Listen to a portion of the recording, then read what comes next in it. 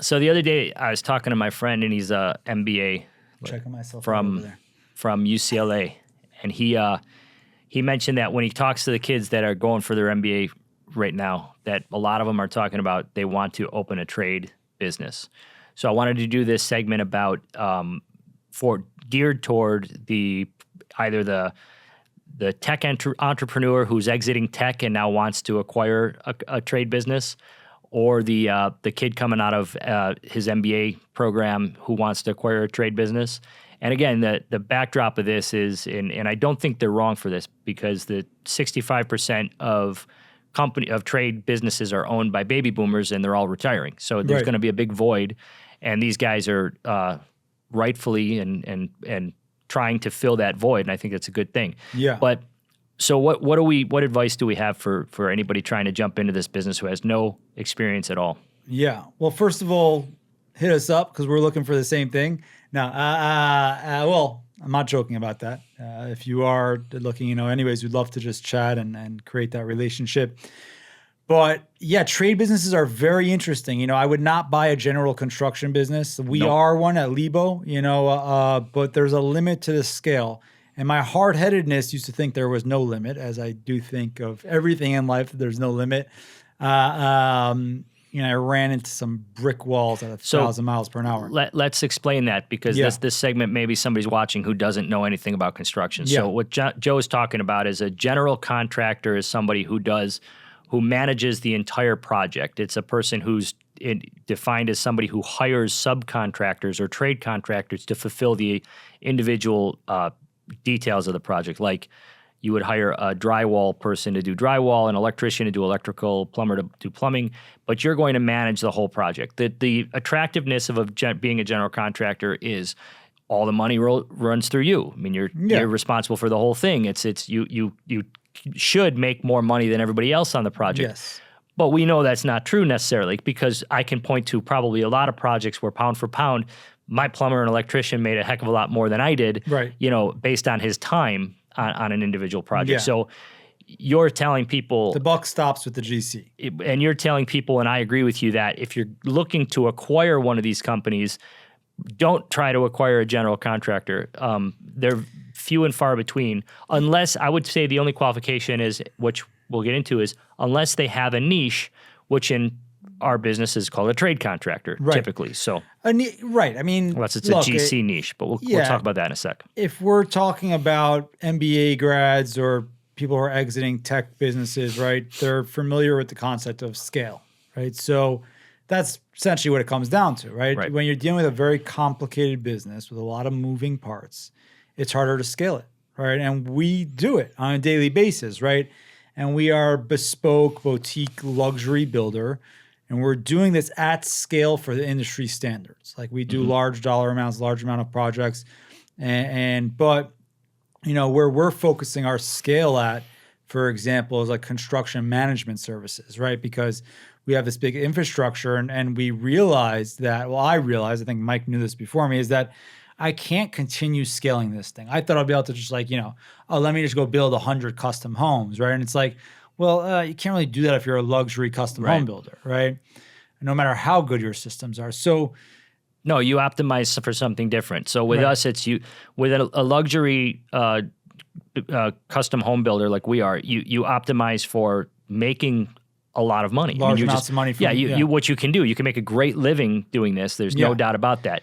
The differentiation is, like, if you're talking about taking something that has existed for 30 years and then franchising it, or like you said, scaling Right. it or offering it to new markets, you want something that I would start to qualify what type of service you want to deliver. And I would say you want to deliver something that can be done in as little time as possible, where Right. you're delivering something like, general contracting. What we do what the contract we just signed is going to be a year, right? It's a 1 year. 12 to 14 months. 12 to project. 14 months. Okay, so that means we're tethered to this project for 12 to 14 months. And Yeah. all of the subcontractors, now granted, it'll cash flow for 12 to 14 months. And also your staff But- needs to be very high level when you're dealing with right. that. And when you're dealing with what you're talking about with the trade stuff, Your management staff doesn't. I mean, like, I don't mean to say that, well, but like, you don't need $150,000 a year superintendent for, a plumbing service business, right? Yeah, not if you're doing like emergency plumbing repairs or something like that.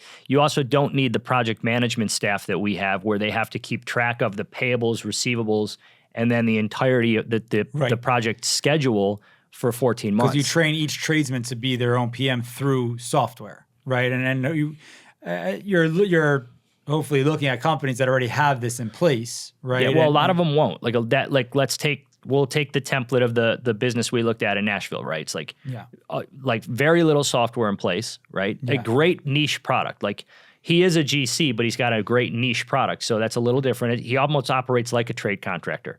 Shorter duration of projects than what we run by far. He's in and out in like a month, 30 days to 45 days at the most, which is still a little long. If I'm advising somebody on what to buy, I'm saying don't buy anything where you have a 30-day to 45-day. I would say buy a company that turns around a project in a week or less. Right. For example, and roofing companies. Installing like a plumber who does tankless water heater replacements, or just replaces water heaters. He's in and out in a day.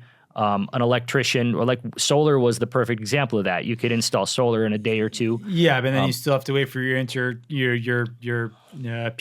right? PTO, permission to operate from the city, and connections. So you're dealing with customer service for months, but it's very scalable. Yeah. Your interconnection. Yeah. So that's a unique. I don't know. They brought that time down, but there are obviously limitations to anything. But in theory, like a 3-day installation or a 1-day installation is ideal, because you're in and out of that project in a day. I'm curious about this, because we're talking about this, and like I know intimately all the businesses you're talking about, right? Like, and just to clarify, like you can have electrical trade contractor, right? But you can have electrical contractor that is focused on, new construction, multi-unit buildings. So he goes to one project and he's there for months, right? And you can have what, Mike was talking about, an electrical contractor who found like a niche or service business where he just does panel upgrades, or just, changes out all your lights to recessed lights or whatever, right? Or, a niched in and out thing, and it just becomes less complicated. EV chargers. EV chargers, right? Less complicated, more scalable, right? So within each trade, there's different types of businesses and niches, right? And totally. You have plumbing service business. I know a guy does a couple $100 million a year. Monkey Wrench Plumbing. You've mentioned him before. Yeah. Just does service, and I've spoken to him, like, are you interested in jobs? He's like, no, I wouldn't even know how to execute it. Yeah. Like, you know what I mean? The job's from me. He's doing emergency services? Yeah. Emergency services, and he's got, and he's got it down to a science, and everyone's on a software. Every truck produces X, and, and they've got all their KPIs, and, he's got literally doing over $250 million a year in business from service, right? I'm sure he'll probably sell one day. And so it's important if you're coming not from the construction space, we're talking about kind of like, industry lingo, is like within each trade, there's going to be different focuses and different niches and different things, right? But, I stick with that for a sec, because we're painting a picture of what you're going to, when you get into looking at these various trade companies, these are the variables you're going to see. So like you're going to see somebody who is potentially, like a friend of mine looked at companies in Florida, and he ended up settling on, and he actually acquired and closed, and he's running it now. They do commercial kitchen equipment repairs. Yeah, emergency commercial equipment repairs. So in his case, now that's super niche, right? It's technically a trade, but it isn't. It's kind of a service business. You have to understand how he could easily go and start installing commercial hoods and all the different Ansel systems and stuff like that. He could also start to clean commercial hoods. That's what he was doing. He looked at it. He said, they're just doing the repairs now. I'm going to set up and his expansion plan was to add on these different modules that would allow him to do installations and also cleaning. And Right. so that's the natural progression to the next thing. Damn. Yeah. Yeah. No, okay. So in the variety of companies I looked at custom closet installations, like installing custom closets, and they did garages, closets. So what was the other thing? Blinds. They did drapery, blinds. So, and I thought, okay, this is interesting, but what does it expand to? And Right. where do you expand? Right. So the type of product you're doing and what your people that you're going to be acquiring are skilled to do determines where you can go from there. Or it might just be a matter of you look at the company and you say, okay, they're confined to this geographic region right now.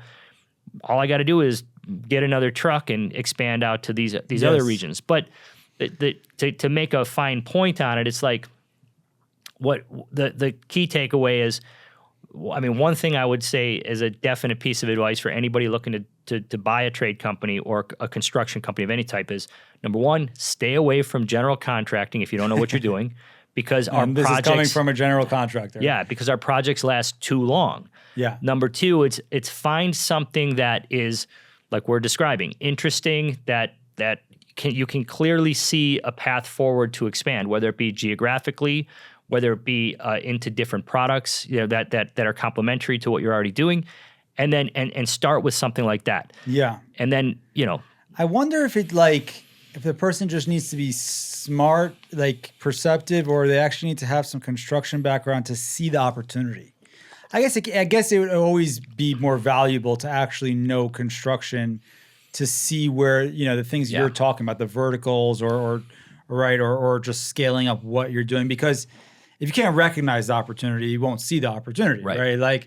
So it's very interesting what you're saying. Like for us, like I was just saying in our GC business, like we're luxury boutique, right? So we knew there's a limit to that scale, right? But we saw an opportunity in construction management services, right? Whether it's it could be a fund, a private fund doing a deal that they just need a CM to vet, the architects, engineers, civil engineers, the GCs, and kind of manage payments and approve payments to, an owner's rep who wants to build, $20-30 million house, in some other state, doesn't know anyone there. And wants a company that he trusts to, again, vet all these people and manage them and manage the payments. So we found a more scalable niche in that, right? Yeah. But we're also doing something. So where we're looking around to expand is by leveraging the fact that what we do is really difficult. Like it's very difficult to do what we do and maintain the quality for somebody who wants to build custom. It's just, It's not like I wish to give a sense of it to somebody who doesn't know. It's you're talking about like employing the absolute best artisan craftsman to do something, and do it the same way every single time. It's like like complicated manufacturing. It might even be. In a way, it's more complicated, I would say, than aerospace manufacturing. I get this just from talking to my brother-in-law with SpaceX. It's like once they get it right one time, they have it on an assembly line. It's like then they look at tolerances and stuff like that, and the quality control at the end of the assembly line. And my dad was a automobile engineer, and so. Same thing. He explained quality control to me many, many times. I heard him talk his stories about quality control all the time when he's on an assembly line. But once you get those tolerances correct, like you get it all the time with us, we're sending people out to these projects and then requiring them to do almost the same level of precision. I mean, obviously it's not metal work, but it's a similar level of precision in tile, in woodwork, in millwork. We have metal work. Yeah, we do have metal work. Rolled steel, details, and we have a much more picky client than the person who's getting a car and doesn't understand, doesn't see what's under the hood. Scratch on it, yeah. Right. Yeah. So I mean, that's an important thing, So it's understanding where the opportunity is. You know, that was my point before. It's like, you know, we are very ambitious, you know, both you and and we're shooting for the billions. I mean, I feel kind of weird saying that, but we are. Like and it's not about a money thing. It's just for me, it's just internal. I just need to go big, and I just, you know, but I knew that the avenue wasn't going to be through X, right? And we had to look for something that was more scalable. So when you're looking, my point is when you're looking at these companies, right, they might be doing something like you were saying, where they're doing, let's just take the plumber, for example. I'm just going to shoot off the hip here. And plumber who's doing, you know, tankless water heater upgrades, right? Sure. So, you know, he's already dealing with, this is again, can take some construction knowledge, but at least in California, you're going to have to upgrade the size of the gas line. So he's going to have to run the gas line from the meter, potentially move the drains and water supply lines to a different location, sometimes not. You know, so he's already dealing with going under the house or right, like following these lines. Like to add another service like Repipe, right, where you're still staying away from the remodeling and understanding the nuances of, I don't want to really go inside the house and deal with remodeling or new construction, but there's this complete vertical we couldn't just add on, and that's Repipes. Yeah, right? rooting could be added. You know, rotary. So understand that, being able to see that, and being able to see that the infrastructure can easily add this on with the right team without a big expense and expand. So you do need to know. So to answer your question about whether or not they need to know something about construction, this is exactly right, because you need to know, like, just by buying that little camera scope the plumber puts in the pipe at the to do the rooting, it's like you could just charge $800 for that or something. I don't know what it goes for now, but that you could charge a couple $100 while you're on the job just to do that, and you made an investment of, I don't know what those things cost, but you know, and then a couple $1,000s, whatever, and it's not crazy, and you can monetize that, train the same guy, train your same guy to do it, right. Doesn't take high level training, so it does, And this is, by the way, again, what we do. We actually talk to people on the phone all the time about exactly this problem. I'm looking at this company. What do you think of this, and where would I go with it? I have a lot of business background. I know finance. I know marketing and all that stuff. And then we look at the trade and we start spitballing these same kind of ideas with people. And so it's helpful, even if not us, to talk to somebody who knows what they're talking about. When it comes to the other thing that I think we should give fair warning about is you are like, because I say exiting a tech company or coming out of an MBA school, because I've met several of both. Right. Like literally, I've met I'd say 6 or 7 kids who got their MBA or a business degree, and now they're looking at it taking over. Usually it's taking over a family member's company. I've talked to these guys. I've also talked to, half dozen or more tech guys. The guy, Brian, that I mentioned a second ago that bought the company in Florida, tech guy, exited a tech company, picked up a trade company. Very, very smart dude. While he was closing, he took the time to really understand and learn that trade too, to his credit. He wasn't trying to rest on what he already knew. He actually went out and he's becoming proficient at actually fixing everything. So good for him. He'll see those opportunities and be able to execute. He's the one that got the SBA funding he did, for part of the purchase. Took him a year to get that SBA funding, but he did, exactly. Yeah. And so I mean that's the I would say, look, I mean, a mind-blowing thing for me a couple of years ago to see was Pacey's. So I have a friend in San Diego. It owned a water and fire restoration company. Know him since we were kids from New York, and he had in San Diego one location. Recently opened up. Recently before selling his company in Orange County and Riverside. They weren't even like crazy big. We had 3 locations, and the San Diego location was doing pretty well, and he sold. But and there was an eye opener for me, but more like the eye opener for me was that he got rolled up. And if you're an MBA grad, you know what a roll up is. But roll up is essentially you have like kind of one mothership company rolling up similar companies. So you build up the size of the company that you're either going to make a tremendous exit or take it public, right? Or everyone has a different strategy.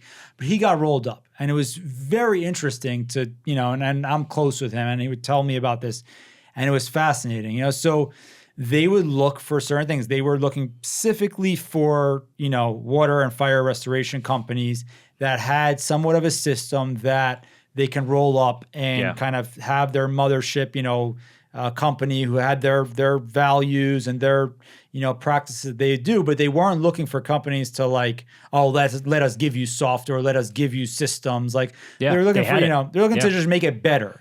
Yeah. Right? They're looking for territory. They're looking for market share. That's a whole different thing. Yeah, it's a whole different thing. Yeah. So there's so much that can be done in this space, and there's also not a lot of sophisticated people and funds dealing with the mid-level businesses. It's a very interesting there's point. None. Yeah. So it creates a lot of opportunity if you are this MBA guy or gal, or someone coming from tech.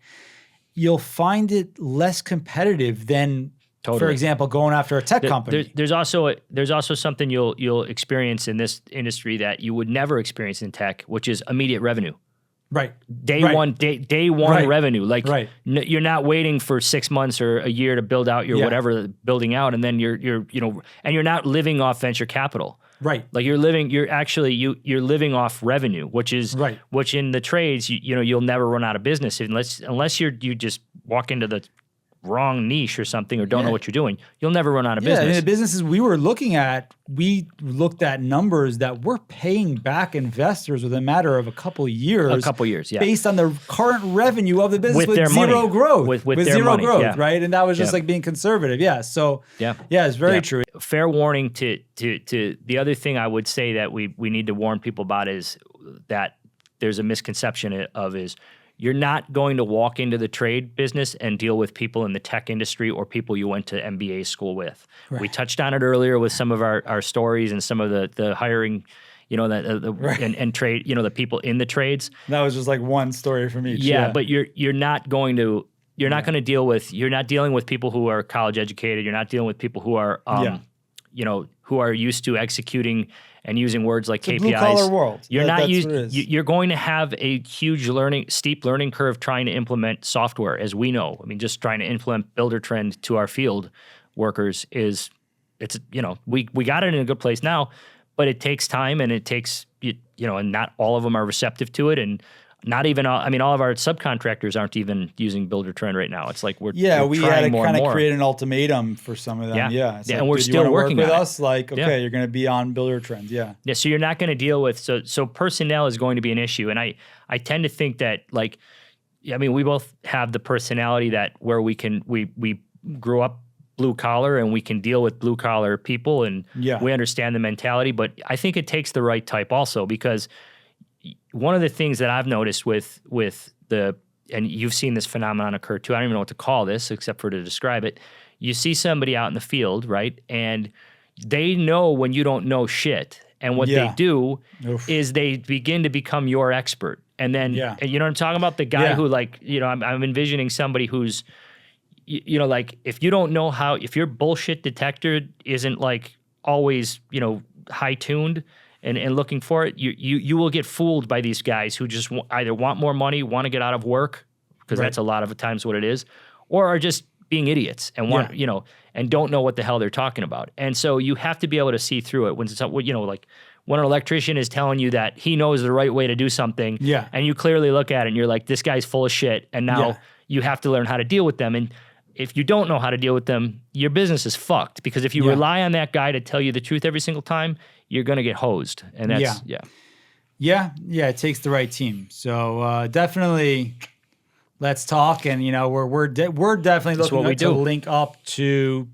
people that we're talking about, tech people and MBA people, because we see the opportunity, like we were just talking about, that there's not a lot of sophistication as far as big financial institutions coming into the mid-level market of the construction space, but there's so much opportunity. There is. But you need to know, like you were saying, that blue collar world, how to get your hands dirty and kind of walk through that. But there's companies that can be brought to, multiples of hundreds of millions to billion, companies that can be brought public. And you see it all the time, right? Yeah. But usually those companies are someone that came along, got their hands dirty, brought it to Main Street, right, to some funds, and then eventually went to, Wall Street or sold, So, let's talk.